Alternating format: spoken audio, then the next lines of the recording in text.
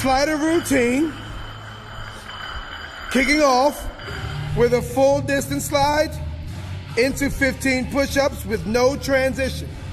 For sliders, we're using weight plates. At home, so we have push-pull day, which is chest and back. You'll get a little bit of bicep out of it. You'll get a little bit of tricep out of it. So it's a great upper body workout, but here's what we got. We're warming up right now with 25 to 50 burpees. No push-up at the bottom, plyometric squat at the top. Give me a jump, Curtis. There we go, keep it loose. 50 of them to warm up, and as they warm up, we'll talk about our setup. We have 6 different plates, 25, 35, and 45, but we did it times 2. Again, you work with what you have or what you have access to. If you have access to a gym, then you'll have plates to use. Lay them out. We also have single dumbbells. For the fellas, they range all the way from 50 to 35, and for my ladies, we're going from 40 down to 20.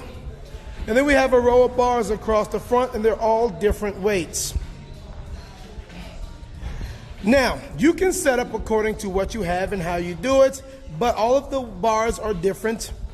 These are for the fellas, and then the ladies will take the lighter in. Got it? That is our setup. It's a very big setup.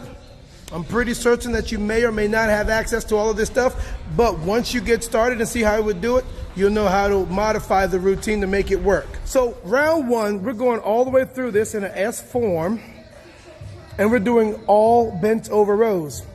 So I'm pretty sure you have at least 1 plate, 1 dumbbell, and 1 bar that you have access to.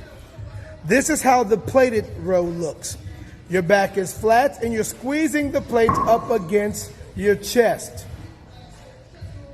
Your dumbbell row is a close grip row where you are squeezing the dumbbell up against your belly button or lower.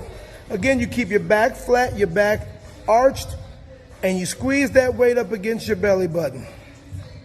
When you get to the bar row, it is the same thing. You will squeeze at the belly button or beneath, and all of the counts are 25. So if you don't have access to all of this equipment, that is fine. You will do 6 sets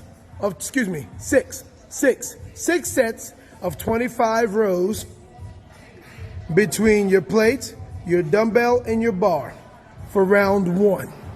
So it's all bent over rows for round 1.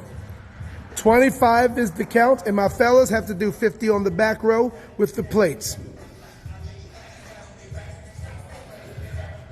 So for round 2, this exact same setup will then be used for presses. You'll be laying on your back and you'll be doing presses. So on the back, you'll be doing flat back plate presses.